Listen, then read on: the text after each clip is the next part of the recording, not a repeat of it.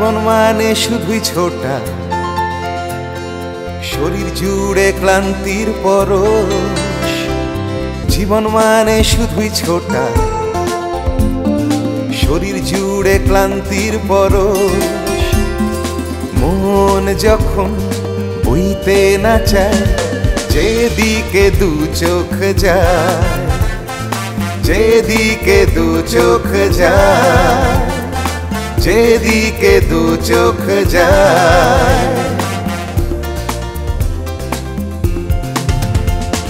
কাজে কাজে পাগল লোকে স্কুলেতে পড়ার ওই চাপ, ওষুধ কিনতে বাইরে গিয়ে সংসার যায় যা।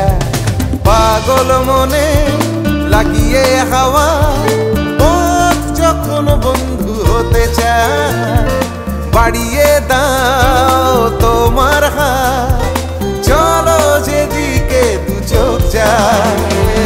পাগল মনে লাগিয়ে হাওয়া, পথ যখন বন্ধু হতে চায়, বাড়িয়ে দাও তোমার হাত, চলো যেদিকে দু চোখ যায়, যেদিকে দু চোখ যায়, যেদিকে দু চোখ যায়।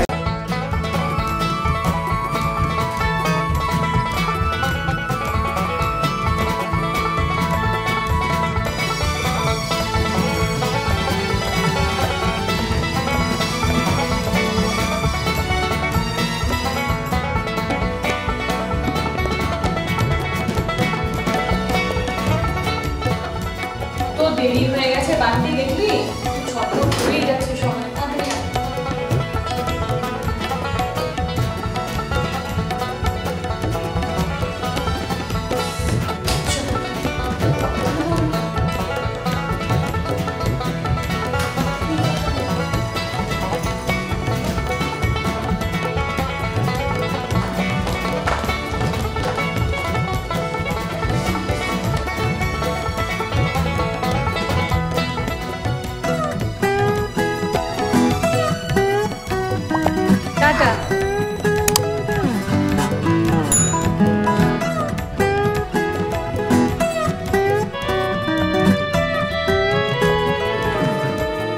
আমার ছেলেকে দেখলে স্কুলে যাওয়ার জন্য প্রচন্ড এক্সাইটেড।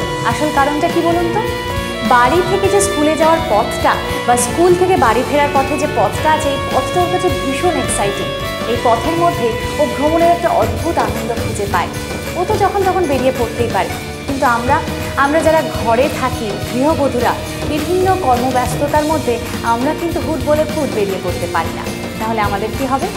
আমাদের জন্যই তো এই অনুষ্ঠান, যেদিকে দু চোখ যায়। চলুন আমরা সবাই মিলে দেখি।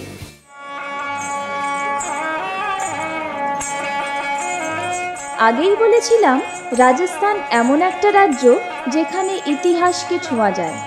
এখন আমরা দেখছি মেহরানগড় ফোর্ট, যেখানে পৌঁছলে প্রায় 550 বছরের পুরনো ইতিহাসের সাক্ষী হওয়া যায়। 1459 খ্রিস্টাব্দে রাওযোধা এটি নির্মাণ করেছিলেন। স্যান্ডস্টোন দ্বারা নির্মিত এই ফোর্টটি দেখে বিখ্যাত রাইটার রুডিয়ার্ড কিপলিং বলেছিলেন, the creation of angels, fairies and giants. সত্যি, দুর্গটির অভ্যন্তরে প্যালেসগুলির কারুকার্য আজও আমাদের অবাক করে, যা দেখতে শুধুমাত্র দেশের নয়, বহু বিদেশি পর্যটকও ভিড় করে বছরের বিভিন্ন সময়। দুর্গটির মুখ্য প্রবেশদ্বারটির নাম জয়পুর। শহর থেকে পাহাড়ের গা বেয়ে আঁকাবাঁকা পথে এর অভ্যন্তরে প্রবেশ করতে হয়। অভ্যন্তরের প্যালেসগুলি বর্তমানে মিউজিয়াম। আমাদের দেশের প্যালেস মিউজিয়ামগুলির মধ্যে সেরা বলা হয় মেহরানগড় ফোর্ট মিউজিয়ামটিকে।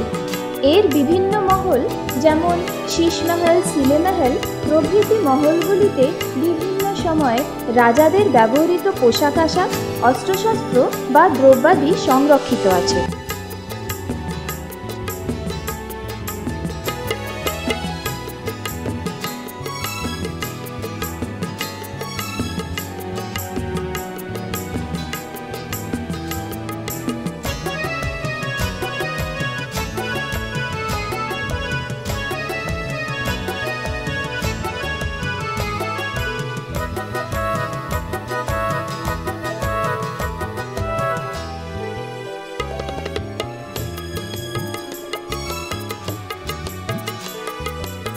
দুর্গের মাথায় রাখা কামানগুলিকে স্পর্শ করে ইতিহাসকে অনুভব করা যায়।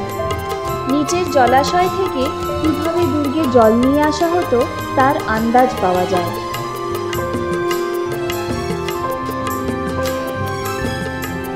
বা উপর থেকে পুরো শহরটিকে দেখে কল্পনা করা যায় রাজারা তাঁর নিজের শহরটিকে কিভাবে পর্যবেক্ষণে রেখে শহরবাসীকে সুরক্ষিত রাখতেন। সন্ধ্যার পর যোধপুরের শক্তি মার্কেট ঘুরে নিতে ভুলবেন না। কিনে নিন বাদনি শাড়ি প্রিয়জনের জন্য।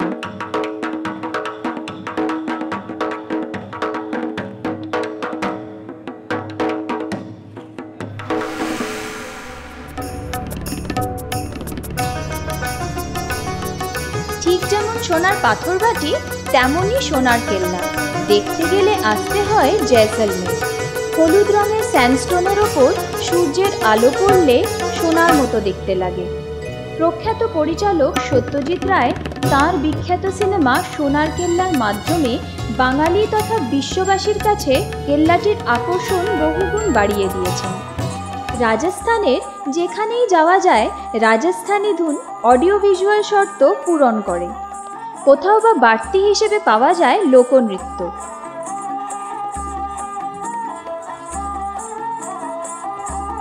আসলে রাজস্থানের বহু মানুষের জীবিকা পর্যটনের ওপর নির্ভরশীল, তাই পর্যটকদের খুশি করতে এদের চেষ্টার কোনো ত্রুটি থাকে না।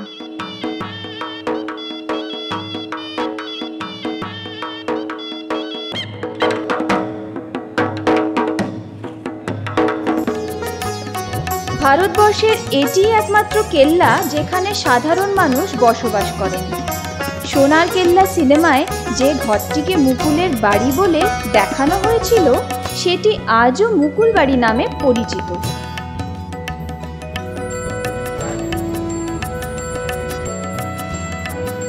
सत्यजीत राय आए थे, हम छोटे थे उसमें शूटिंग किया था उन्होंने। बड़ा अच्छा लगा था। मुकुल आए थे, मुकुल मोड़ था इस मकान में। মনে পড়ে এই সিঁড়িগুলি যেখান দিয়ে মুকুল দৌড়েছিল?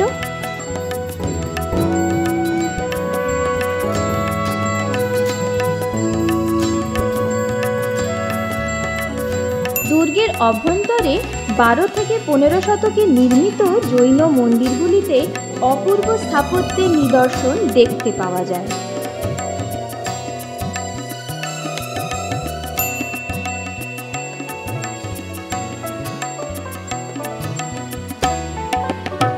দোকানগুলো থেকে কোনটা ছেড়ে কোনটা কিনবেন ঠিক করে উঠতেই সময় চলে যাবে। হাতি, গণেশ, পুতুল, কামান, কত কি! পকেট খালি হওয়ারই সম্ভাবনা বেশি।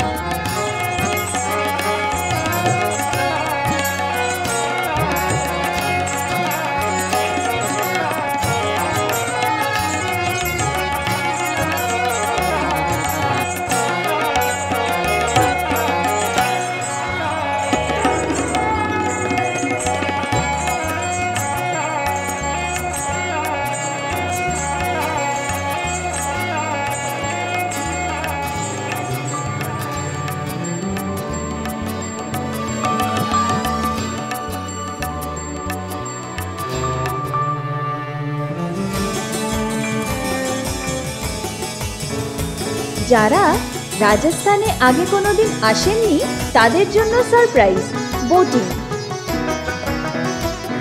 No, it's nice to see water after so long time. When you're in Rajasthan, you don't see so much water, so it's nice to see today. বৃষ্টির জলকে ধরে রেখে তার উপরে পর্যটনের প্রমোদ ভ্রমণ। গাদিসার লেক 1367 খ্রিস্টাব্দে রাওয়াই গাদসি সিং খনন করিয়েছিলেন, যেখানে বৃষ্টির জল ধরে রেখে জয়সলমের শহরে সরবরাহ করা হতো।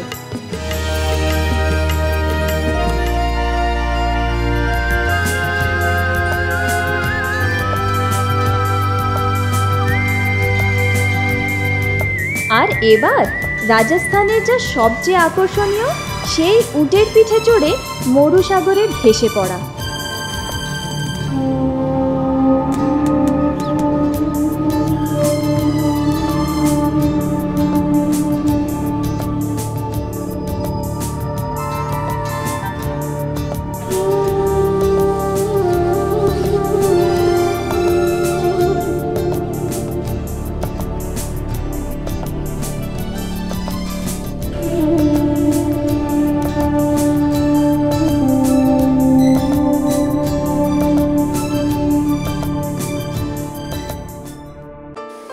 অনুষ্ঠানটা দেখার পরে না ঘরে থাকতে আর ইচ্ছেই করে না। আমি তো সোজা বারান্দায় ছুটে চলে এলাম। এখান থেকে খোলা আকাশটা দেখতে দারুণ লাগে। এটাই তো নেচার। বেড়াতে বেরোলে আপনি হয়তো দেখবেন এরকম দারুণ দারুণ দৃশ্য উপভোগ করছেন। আজকে আমি কোথাও না কোথাও বেড়াতে যাওয়ার প্ল্যান করবই করব। সপ্তাহের বেশিরভাগ সময়টাই কেটে যায় নিয়ম মাফিক বা রুটিন মাফিক কাজ করতে করতে। এই নিয়মের বেড়াজাল ভেঙে আমি মাঝে মাঝে কলকাতা থেকে 2-3 ঘন্টার মধ্যে ঘুরে আসা যায় এমন কোথাও ঘুরে আসি। এই জার্নিটা এনার্জি টনিকের মতো কাজ করে। কাজে মন বসে, খিটখিটে ভাবটাও তেমন থাকে না। আপনিও বেরিয়ে পড়ুন আমাদের সাথে। চিঠি লিখে আপনার প্রিয় স্থানটির বিশদ বিবরণ জানান। আপনিও হয়ে যান অনুষ্ঠানের লোকাল গাইড। আমাদের ইমেল আইডি যেদিকে দুচোখ যায় @rediffmail.com।